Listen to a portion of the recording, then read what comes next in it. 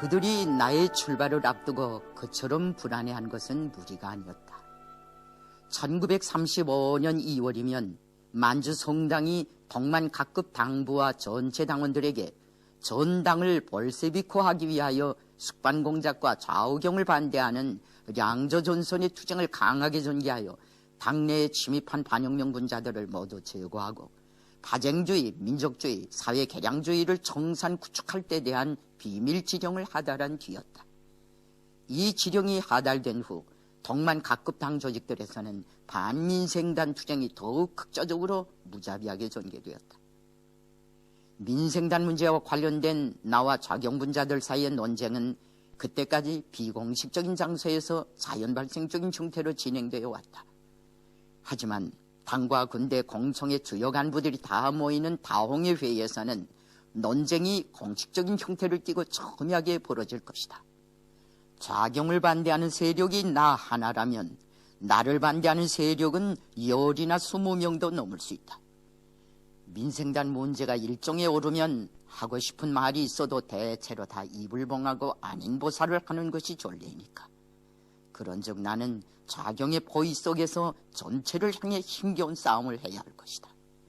논쟁은 나를 단죄하는 성투장으로 되고 회장은 나를 매장해버리는 재판장으로도 변할 수 있다.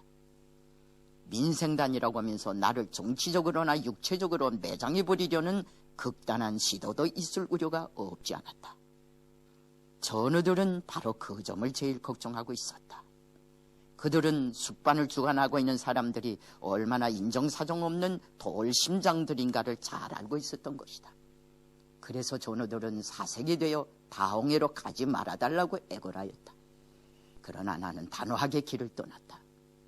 동무들, 이 길은 죽든지 살든지 떠나지 않으면 안 되는 길이다. 내가 만일 다홍해로 가지 않는다면 그것은 스스로 자멸을 가져올 뿐이다. 우리 앞에는 조선공산주의자들의 운명을 구원하고 조선혁명을 위기에서 건질 수 있는 가장 심각한 기회가 왔다.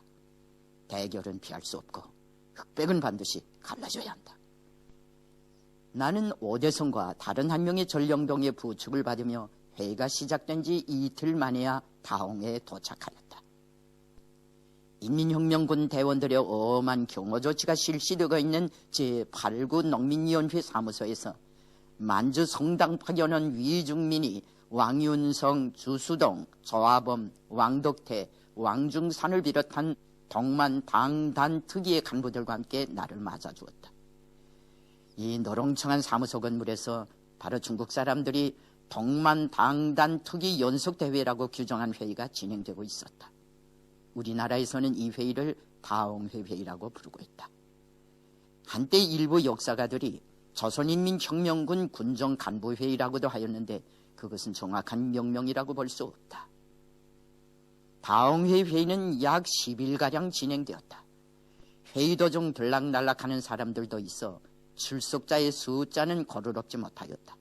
대부분은 중국 사람들이었고 조선족 출신으로는 나와 송일, 김수산, 조동욱을 비롯한 몇몇 간부들 뿐이었다고 생각된다. 조동욱은 회의 전기간 중국말을 잘 모르는 조선족 간부들을 위해 통역의 임무를 수행하였다. 나는 동만당 특위위원회 자격으로 이 회의에 참가하였다.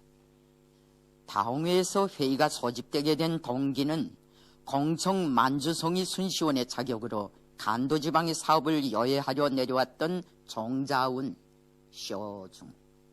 정자운이 동만지방 조선 사람들의 70%가 민생단이라는 호황하기 그지없는 보고를 성당 조직에 제출한 것이었다. 그것이 사실이라면 동만혁명은 어떻게 되겠는가? 만주 성당이 대표를 동만에 급하여 수습책을 강구하려고 한 것은 응당한 일이었다. 논쟁은 낮에도 하고 밤에도 하였다. 논쟁이 열기를 띠기 시작한 것은 정자운이 보고에서 동만에 있는 조선 사람들의 70%, 조선혁명가들의 80 내지 90%가 민생단이거나 그 혐의자들이며 유격구가 민생단의 양성소라는 종래의 견해를 되풀이한 순간부터였다.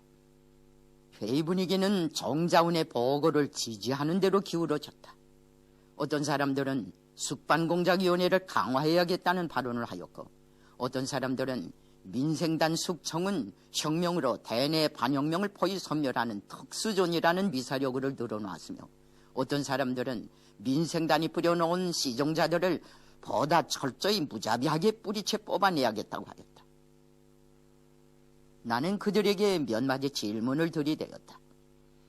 동만에서 활동하는 조선혁명가들의 대부분이 민생단이라면 이 회의에 참석하고 있는 나와 기타 조선동지들도 다 민생단으로 된다는 말인데, 그렇다면 당신들은 지금 민생단과 마주 앉아 회의를 하는가? 우리가 민생단이라면 무엇 때문에 감옥에 가두거나 죽이지 않고 여기에 불러다 놓고 정치를 상론하는가? 동무들이 찍어놓은 그 숫자 속에는 싸움터에서 전사한 혁명가들도 포함되는가? 만일 포함된다고 가정하면 그들이 항일 전쟁에서 목숨을 바친 것을 무엇이라고 설명할 수 있겠는가? 그러면 일본 놈들이 자기 편 사람들을 수없이 죽인 것으로 되는데 그들이 모처럼 키워놓은 민생단원들을 그렇게 죽일 필요가 있었겠는가? 이 회의장을 호위하고 있는 일중대의 80 내지 90%도 민생단으로 보는가? 이 질문으로 하여 술렁거리던 회의장 안에서는 갑자기 우리 자신도 이상하게 생각하지 않을 수 없는 차가운 정적이 깃들었다. 사람들은 아무 대답도 못하고 집행석에 앉아있는 위중민의 얼굴만 쳐다보았다. 다 알다시피 어떤 물질이든지 본래의 구성 요소와 다른 요소가 80 내지 90% 이상을 차지하게 되면 그 물질은 다른 물질로 변하게 된다. 이것은 과학이다. 동만에 사는 조선 사람의 70%가 민생단이라는 것은 노인들과 아녀자들을 제외한 조선족 청장년들 전부가 민생단이라는 말과 같은데, 그렇다면 동만에서는 민생단이 혁명을 하고 있으며 민생단이 자기 상전을 반대하는 혈전을 벌이고 있단 말인가? 어떤 사람들은 동만에서 활동하고 있는 조선 공산주의자들의 대부분이 민생단이라고 공공연히 말하는데 이것 역시 리치에 맞지 않는 소리다. 그들이 만일 민생단이라면 무엇 때문에 3년 동안이나 만성적인 봉쇄 상태에 놓여있는 유격구들에서 엄동설안에 집도 없이 입을 것도 입지 못하고 먹을 것도 제대로 먹지 못하면서 적들과 힘에 겨운 싸움을 하여 왔겠는가? 조선혁명가들의 80 내지 90%는 고사하고 그 10분의 1인 8 내지 9%만 민생단이라고 하여도 우리는 이 자리에서 마음 놓고 회의를 할 수 없을 것이다. 왜냐하면 이 회의장 주변에서는 지금 조선 사람들로 편성된 일중대가 완전 무장을 하고 우리들에 대한 경의 임무를 수행하고 있기 때문이다. 이 자리에는 몇 해째 적들이 소멸하지 못해 애를 쓰는 동만지방의 이름난 혁명가들과 지도 핵심들이 다 모여있다. 당신들의 주장이 옳다고 한다면 일중대 성원들도 거의나 민생단이겠는데 그들이 좋은 총기를 가지고 있으면서도 우리를 습격하여 일망타진하지 않는 것이 이상하지 않는가? 모두가 민생단이라는 생옥제 주창자들은 이 물음에도 역시 함구문이었다. 일중대는 원래 당신들이 민생단 중대라고 선포했던 불호한 중대이다. 우리가 20일가량 중대에 직접 내려가서 여해해 본 데 의하면 중대의 전원을 민생단으로 볼 근거는 하나도 없었다. 오히려 20일간의 지도검열 과정을 통해 1중대는 모범중대로 되었고 여기서 7중대가 새롭게 태어나기까지 하였다. 실천투쟁을 통해 검열된 결과를 놓고 보더라도 동만 유격구들에 사는 조선 사람들이나 조선혁명가들의 대부분이 민생단이 아니라는 것은 너무나도 명백한 사실로 되고 있다.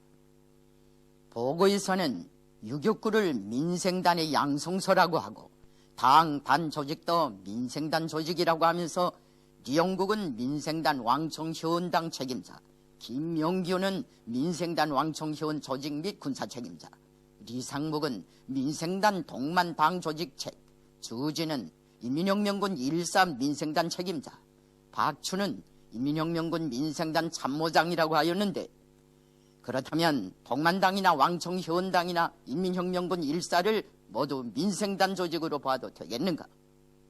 동만당 간부들을 민생단의 조종자, 지도자들이라고 봐도 무방하겠는가?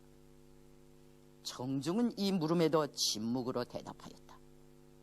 성당 박연원으로서 이 투쟁을 객관적으로 정확히 종합 분석하고 평가할 사명을 걸머진 위중민 한 사람만이 당 단 조직 자체를 민생단 조직으로 보는 것은 착오이며 부분과 전체는 반드시 구별해 봐야 한다는 견해를 발표하여 장래에 조성된 긴장도를 약간 누트어 놓았다.